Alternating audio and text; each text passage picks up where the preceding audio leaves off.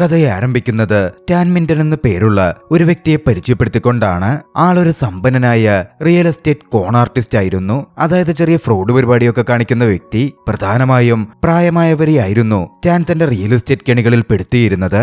അന്നും സ്റ്റാൻ പതിവ് പോലെ പ്രായമേറിയ ഒരു സ്ത്രീക്കെടുത്ത് ഒരു ഇൻവെസ്റ്റ്മെന്റ് പ്രോപ്പർട്ടിയെ പറ്റി സംസാരിക്കുകയാണ്. ഉയർന്ന തുകയായിരുന്നു സ്റ്റാൻ അവരോട് ആ പ്രോപ്പർട്ടിയെ പറ്റി പറഞ്ഞത്. പക്ഷെ ആ പ്രോപ്പർട്ടി ആകട്ടെ ഒരു ചേരിയിലുള്ള പ്രോപ്പർട്ടിയാണ്. അതൊക്കെ നോക്കിക്കണ്ട ആ വൃദ്ധയായ സ്ത്രീ ഇതിനിത്രയും വിലയൊന്നുമില്ലല്ലോ എന്ന തരത്തിലൊക്കെ സംസാരിച്ചു. നീണ്ട സംസാരം തന്നെ നടന്നു. പക്ഷേ നന്നായി സംസാരിക്കാൻ കഴിവുള്ള സ്റ്റാന്റെ ആ നീക്കങ്ങളിൽ വൃദ്ധയായ സ്ത്രീ പെട്ടുപോവുകയാണ്. എന്തായാലും അവർ തമ്മിൽ ഒരു ഡീൽ ഉറപ്പിച്ചു. തൊട്ടു പിന്നാലെയായിരുന്നു പോലീസ് എത്തിയ സ്റ്റാനിനെ ഫ്രോഡ് പരിപാടികൾക്ക് അറസ്റ്റ് ചെയ്ത് കൊണ്ടുപോകുന്നത്. സ്റ്റാൻ പിന്നാലെ വിചാരണയ്ക്ക് വിധേയനാവുകയാണ്. മാലെന്നു പേരുള്ള ഒരു വക്കീലിനെ സ്റ്റാൻ അറേഞ്ച് ചെയ്തിരുന്നു. ഫ്രോഡ് പരിപാടികൾക്ക് സ്റ്റാനിന് ശിക്ഷ വിധിക്കപ്പെടും എന്ന കാര്യത്തിൽ ഒരു തർക്കവുമില്ല.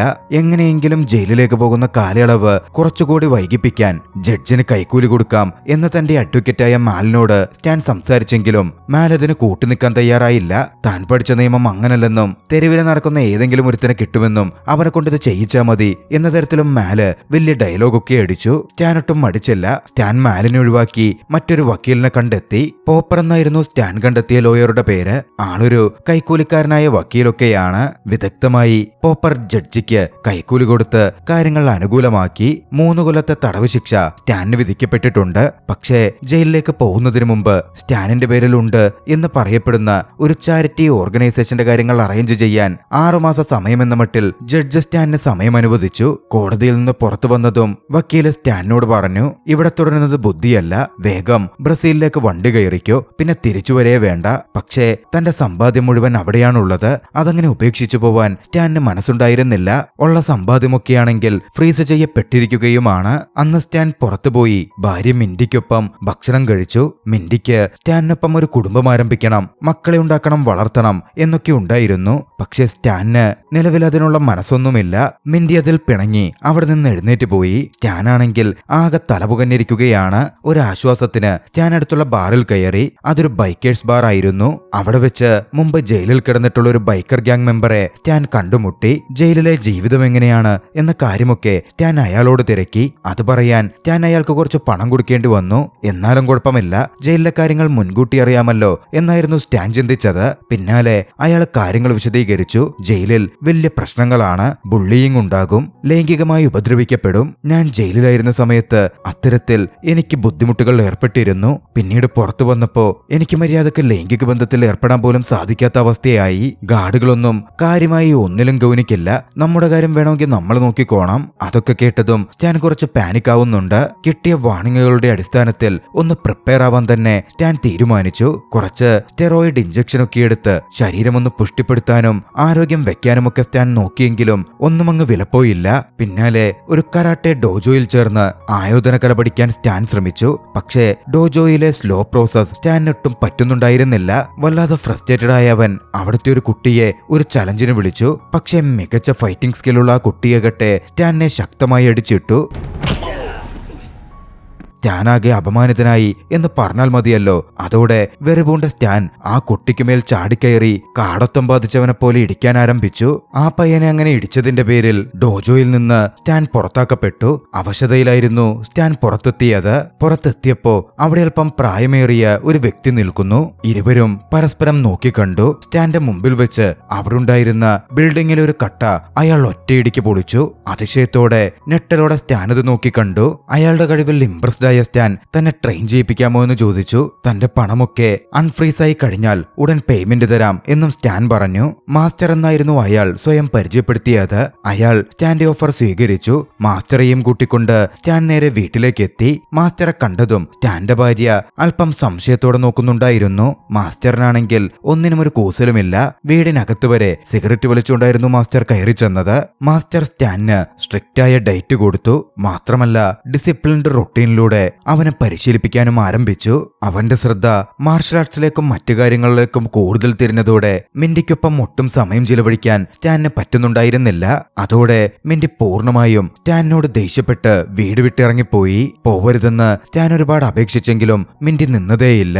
പക്ഷേ എന്നാലും ട്രെയിനിങ് തുടർന്നുകൊണ്ടിരുന്നു. മാസ്റ്റർ കൂടുതൽ കഠിനമായ ട്രെയിനിങ് മുറകളിലൂടെ സ്റ്റാനിനെ കൊണ്ടുപോയി. ഒടുവിൽ സ്റ്റാന്റെ സ്കില്ലുകൾ വളരെയധികം മെച്ചപ്പെട്ടു വന്നു. സ്റ്റാൻ ഒരു തികഞ്ഞ മാർഷൽ ആർട്ടിസ്റ്റായി മാറി. അത് സെലിബ്രേറ്റ് ചെയ്യാൻ മാസ്റ്ററിനെയും തന്റെ വക്കീലിനെയും സ്റ്റാൻ ഒരു റെസ്റ്റോറന്റിലേക്ക് കൂട്ടിക്കൊണ്ടുപോയിരുന്നു. അന്ന് അവിടെ വെച്ച് മദ്യപിച്ചൊക്കെ ഇരുന്ന് സംസാരിക്കുമ്പോ മാസ്റ്റർ സ്റ്റാനിനോട് പറഞ്ഞു, നീ എന്റെ രണ്ടാമത്തെ ശിഷ്യനാണ്, എന്റെ ആദ്യത്തെ ശിഷ്യനെ മീറ്റ് ചെയ്യരുത് എന്ന് നീ പ്രാർത്ഥിച്ചു. അവൻ ഒട്ടും നല്ലവനല്ല. പഠിച്ചെടുത്ത മാർഷൽ ആർട്സ് ഒക്കെ ക്രിമിനൽ ആക്ടിവിറ്റീസിന് വേണ്ടി അവൻ ഉപയോഗിച്ചുകൊണ്ടിരിക്കുകയാണ്. അന്ന് അവിടെ നിന്ന് പോന്ന മാസ്റ്റർ നേരെ പോയത് തന്നെ അടിച്ച് കരാട്ടെ ഡോജോയിൽ നിന്ന് പുറത്താക്കിയ മാസ്റ്റർ ചോയെ കാണാനായിരുന്നു. മാസ്റ്റർ ചോയെ സ്റ്റാൻ വെല്ലുവിളിച്ചു. അവർ തമ്മിൽ ശക്തമായൊരു ഏറ്റുമുട്ടൽ നടന്നു.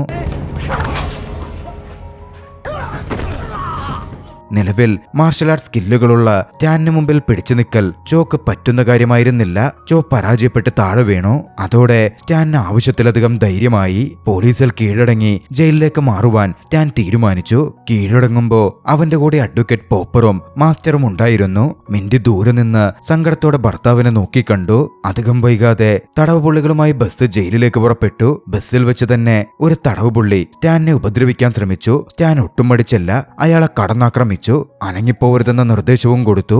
വൈകാതെ സ്റ്റാൻ ജയിലിനകത്തെത്തി. സ്റ്റാനിന് കിട്ടിയ സെല്ല് ലാരി ഷോട്ട്സ് എന്നു പേരുള്ള പ്രായമേറിയ ഒരു വ്യക്തി കൂടിയുള്ള സെല്ലായിരുന്നു. അയാളുമായി സ്റ്റാൻ പരിചയപ്പെട്ടു. അവിടെത്തിയ സ്റ്റാൻ ലാരിയോട് കാര്യങ്ങൾ ചോദിച്ചറിയാൻ ശ്രമിച്ചു. ജയിലിലെ ജീവിതം എങ്ങനെയാണ്, ജയിലിലെ കരുത്തരായ ആളുകൾ ആരൊക്കെയാണ് എന്നൊക്കെയായിരുന്നു സ്റ്റാൻ തിരക്കിയത്. അങ്ങനെ പുറത്തെ യാർഡിലിറങ്ങാൻ കിട്ടിയ ഇടവേള സമയത്ത് ലാരി ജയിലിലെ കരുത്തരെയും മറ്റും സ്റ്റാനിന് പരിചയപ്പെടുത്തി കൊടുത്തു. കറുത്തവർഗക്കാരുടെ സംഘത്തെ ലീഡ് ചെയ്യുന്നത് ക്ലിയോൺ എന്ന വ്യക്തിയാണ്. മെക്സിക്കൻ ഗ്യാങ്ങിന്റെ തലവൻ യുവാനിറ്റോ, നാസി ഗ്യാങ്ങിന്റെ തലവൻ പാറ്റേഴ്സൺ, ഇവരൊക്കെയാണ് ഏറ്റവും പ്രധാനപ്പെട്ട പ്രശ്നക്കാർ. പിന്നെ മറ്റൊരാൾ ബിഗ് റൈമണ്ട് എന്നറിയപ്പെടുന്ന ഒരുത്തനാണ്. ആള് ഒരു സ്വവർഗരതിക്കാരനാണ്. പുതുതായി വരുന്ന ഇൻമേറ്റ്സിൽ നിന്ന് തനിക്ക് പറ്റിയ ആളെ കണ്ടെത്തി ഉപദ്രവിക്കൽ അവന്റെ പ്രധാന വിനോദമാണ്. ബിഗ് റൈമണ്ട് ആ സമയം പുതുതായി അങ്ങോട്ടേക്ക് എത്തിയ റോബി എന്നു പേരുള്ള ഒരു പയ്യനെ പിടിച്ചുപദ്രവിക്കാനുള്ള ശ്രമത്തിലായിരുന്നു. അതുകണ്ട് സ്റ്റാൻ അങ്ങോട്ടേക്ക് കടന്നു ചെന്നു. റോബിയെ രക്ഷപ്പെടുത്താൻ റൈമണ്ടിനെ ഫൈറ്റിന് ക്ഷണിച്ചു.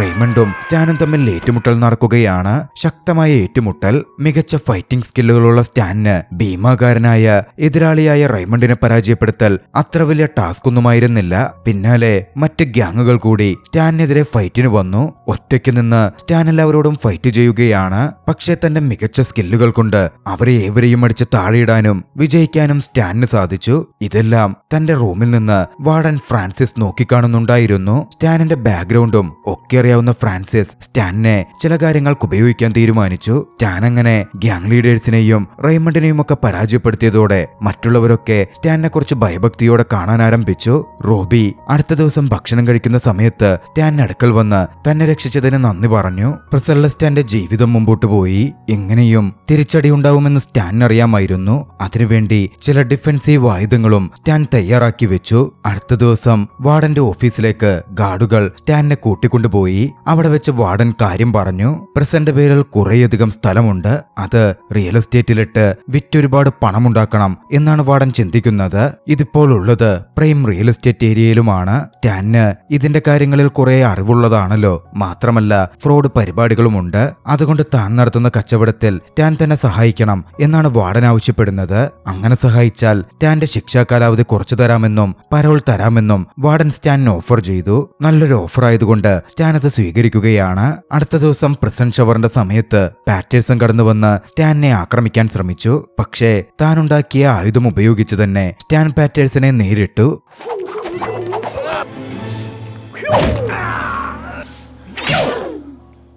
പിന്നീടാണ് സ്റ്റാൻ പ്രസന്റ് ശ്രദ്ധിക്കാൻ തുടങ്ങിയത്. ജയിലിൽ എപ്പോഴും എന്തെങ്കിലും പ്രശ്നമുണ്ടാകും, ചെറിയ ചെറിയ ഏറ്റുമുട്ടൽ, ഗ്യാങ്ങുകൾ തമ്മിലുള്ള പോരുകൾ, ഇതൊക്കെ അവസാനിപ്പിക്കണം എന്ന് സ്റ്റാനിന് തോന്നി. പിന്നീട് വാർഡന്റെ ഓഫീസിൽ റിയൽ എസ്റ്റേറ്റ് ഡോക്യുമെന്റുകളൊക്കെ സ്റ്റാൻ പരിശോധിക്കുകയാണ്. ആ സമയത്താണ് വാർഡൻ ഡാങ് എന്ന പേരുള്ള ഒരു വ്യക്തിയെ അങ്ങോട്ടേക്ക് കൊണ്ടുവരുന്നത്. ഡാങ് വാർഡന്റെ റിയൽ എസ്റ്റേറ്റ് പ്രൊജക്റ്റിൽ പാർട്ട്ണർ ആയിരുന്നു. ഡാങ്ങിനെ കണ്ടതും സ്റ്റാൻ അടിമുടി അയാളെ നോക്കി. കയ്യിലും മറ്റും പച്ചകുത്തിയിട്ടുണ്ട്. അയാൾക്ക് മാഫിയ ബന്ധമുണ്ട് എന്ന് വ്യക്തമാണ്. പിന്നാലെ കോൺട്രാക്ട് മുഴുവൻ വായിച്ച സ്റ്റാൻ ഡാങ്ങിന്റെ ഫെയിമിന് ഈ കോൺട്രാക്റ്റിൽ കുറെ അഡ്വാൻറ്റേജുകൾ ഉണ്ടെന്നും അത് അൺഫെയർ ആണ് എന്നും ചൂണ്ടിക്കാട്ടി. ആ നിമിഷം തന്നെ സ്റ്റാൻ തന്റെ പ്രോഫിറ്റ് ഉണ്ടാക്കുന്നതിൽ തനിക്കൊരു എതിരാളിയാകും എന്ന് ഡാങ് മനസ്സിലാക്കി. അടുത്തൊരു ദിവസം സ്റ്റാനിന് വക്കീലായ പോപ്പറിനെ വിളിക്കാൻ പറ്റി. പോപ്പറിനടുക്കൽ മിൻഡിയുടെ കാര്യം ചോദിച്ചു. മിൻഡി തന്നെ ഡിവോഴ്സ് ചെയ്യാനുള്ള കാര്യങ്ങളിലേക്ക് നീങ്ങിയെന്ന് ചോദിച്ചപ്പോ ഇല്ലെന്നായിരുന്നു പോപ്പറിന്റെ മറുപടി. പക്ഷേ ആ കോൾ കട്ടായതിന് കുറച്ചു പിന്നാലെ പോപ്പറിനെ ഡാനിന്റെ ആളുകൾ ആക്രമിച്ചു. തന്റെ ഭാര്യയെ മിസ് ചെയ്തിരുന്ന സ്റ്റാൻ മിൻഡിക്ക്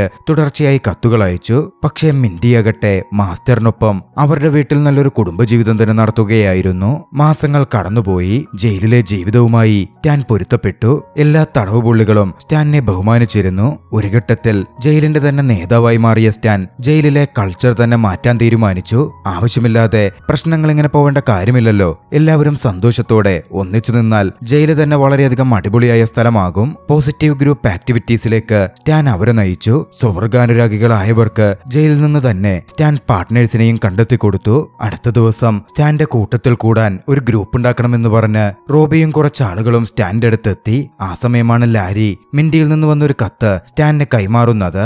ജയിലിൽ വന്ന സ്റ്റാനിനെ കാണാനുള്ള ആഗ്രഹമായിരുന്നു മിൻഡി പ്രകടിപ്പിച്ചിരുന്നത്. സ്റ്റാനിന് ഒരുപാട് സന്തോഷം തോന്നി. തടവുപുള്ളികളൊക്കെയും സ്റ്റാനിനെ സപ്പോർട്ട് ചെയ്ത് കളിയാക്കുകയും ചിരിക്കുകയും ഒക്കെ ചെയ്തു. തടവുപുള്ളികളുടെ കമ്മ്യൂണിറ്റിയെ മുഴുവൻ സ്റ്റാൻ എപ്പോഴും മോട്ടിവേറ്റ് ചെയ്തുകൊണ്ടിരുന്നു. ഒടുവിൽ ജയിൽ പൂർണ്ണമായും സമാധാനത്തിലേക്ക് നീങ്ങുകയായിരുന്നു. സ്റ്റാനൊടുവിൽ മിൻഡിയെ നേരിട്ട് കണ്ടു. പ്രശ്നങ്ങളൊക്കെ മാറ്റിവെച്ച് കെട്ടിപ്പിടിച്ച് അവർ സന്തോഷം പങ്കുവെച്ചു. പക്ഷേ ജയിലിൽ നടക്കുന്ന കാര്യങ്ങൾ കൊണ്ട് വാർഡൻ വല്ലാതെ അസ്വസ്ഥനാവുന്നുണ്ടായിരുന്നു. അതിന് ഒരു പ്രധാന കാരണവുമുണ്ട്. ജയിലിലെ കാം എൻവയോൺമെന്റ് അവരുടെ റിയൽ എസ്റ്റേറ്റ് പ്ലാനിനെ ബാധിക്കും. ജയിലിനകത്ത് വലിയൊരു കലാപം തന്നെ നടക്കണം എന്നായിരുന്നു വാർഡൻ ആഗ്രഹിച്ചിരുന്നത്. പ്രസന്റ് ബോർഡ് സന്ദർശിക്കാൻ എത്തുമ്പോ അത്തരത്തിൽ ഒരു കലാപം അവിടെ നടക്കുന്നത് കാണിച്ചു കൊടുക്കണം. അതിന്റെ പുറത്ത് പ്രസന്റിനെ അടച്ചുപൂട്ടാൻ പറ്റണം. എന്നാലേ റിയൽ എസ്റ്റേറ്റ് പ്രോജക്റ്റ് ഭംഗിയായി നടക്കുകയുള്ളൂ. പ്രസന്റ് ബോർഡ് സന്ദർശനം നടത്തുമ്പോ ജയിലിൽ വലിയ കലാപം ഉണ്ടാവണമെന്നും മാസ് ഷൂട്ടൌട്ട് തന്നെ ഉണ്ടാവണം എന്നും വാർഡൻ എടുത്തു പറഞ്ഞു. അതിലേക്ക് സ്റ്റാൻ തന്നെ വഴിയൊരുക്കണം എന്നും വാർഡൻ ആവശ്യപ്പെട്ടു.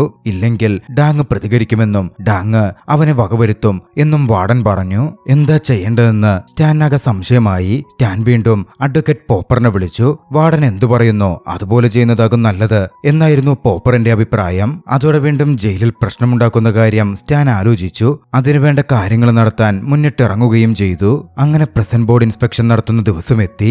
ജയിലിൽ മൊത്തം പ്രശ്നം അരങ്ങേറുകയാണ്.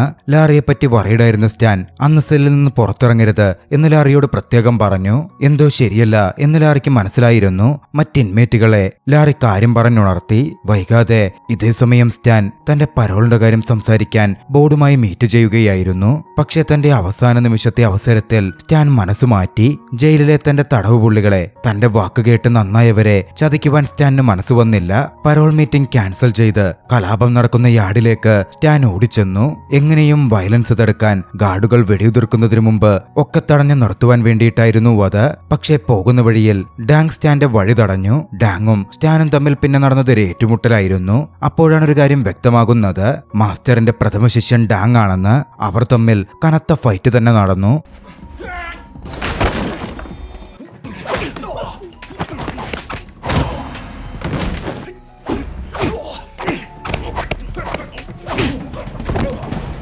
പക്ഷേ ഏറ്റവും ഒടുവിൽ ഡാങ്ങിനെ അടിച്ചിടാൻ സ്റ്റാനിനായി. പിന്നാലെ സ്റ്റാൻ ഓടി നേരെ യാർഡിലേക്ക് എത്തി. എല്ലാ സെൽമേറ്റ്സിനോടും ശാന്തമായിട്ടിരിക്കാൻ സ്റ്റാൻ ആവശ്യപ്പെട്ടു. പക്ഷേ ഗാർഡുകൾ സ്റ്റാനിനെ ബ്ലോക്ക് ചെയ്തിരുന്നു. പക്ഷേ ആ യാർഡിൽ വെച്ച് ലാറിയുടെ കൂട്ടത്തിൽ ചില പ്രിസണേഴ്സ് ചേർന്നുണ്ടാക്കിയ പ്ലാൻ അവർ നടപ്പിൽ വരുത്തി. അവരവിടെ മ്യൂസിക് പ്ലേ ചെയ്തു. അതോടെ ഇൻമേറ്റുകൾ എല്ലാവരും ഫൈറ്റ് ചെയ്യുന്നതിന് പകരം ഒന്നിച്ച് ഡാൻസ് ചെയ്യാൻ ആരംഭിച്ചു. റൂൾസ് ഒന്നും ബ്രേക്ക് ആവാത്ത കാരണം ഗാർഡുകൾക്ക് വെടിയുതിർക്കാനും പറ്റുന്നുണ്ടായിരുന്നില്ല.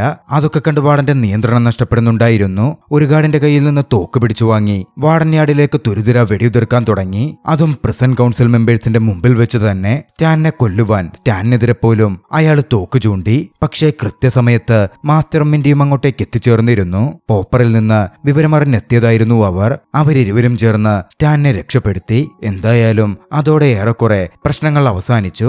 3 കൊല്ലത്തിന് ശേഷം സ്റ്റാൻ മോചിതനാവുകയാണ്. എല്ലാവരും സന്തോഷത്തോടെ സ്റ്റാനെ യാത്രയാക്കുന്നു. ആ സമയത്തായിരുന്നു അങ്ങോട്ടേക്ക് വിചാരണ കഴിഞ്ഞ് ശിക്ഷ വിധിക്കപ്പെട്ട പഴയ വാർഡൻ എത്തിച്ചേരുന്നത്. സ്റ്റാൻ പുറത്തെത്തി. പുറത്ത് സ്റ്റാന്റെ ഭാര്യ മിന്റിയും മിന്റിയുടെ മകൾ മിന്റി ജൂനിയറും മാസ്റ്ററും ഉണ്ടായിരുന്നു. അവരൊന്നിച്ച് കാറിൽ പുതിയ ജീവിതത്തിലേക്ക് യാത്ര തുടരുന്നിടത്ത് ചലച്ചിത്രം അവസാനിക്കുന്നു. രസകരമായ ഈ ഒരു ചലച്ചിത്രം നിങ്ങൾക്കിഷ്ടമായെങ്കിൽ വീഡിയോ ലൈക്ക് ചെയ്യുക. അഭിപ്രായങ്ങളും നിർദ്ദേശങ്ങളും കമന്റുകളിൽ രേഖപ്പെടുത്തുക. കഴിയുമെങ്കിൽ ചാനൽ സബ്സ്ക്രൈബ് ചെയ്തും കൂട്ടുകാർക്ക് ഷെയർ ചെയ്തു കൊടുത്തും ഞങ്ങളെ സപ്പോർട്ട് ചെയ്യുക. അടുത്ത എപ്പിസോഡിൽ മറ്റൊരു മികച്ച ചലച്ചിത്രവുമായി നമുക്ക് കണ്ടുമുട്ടാം. അതുവരെ ബൈ.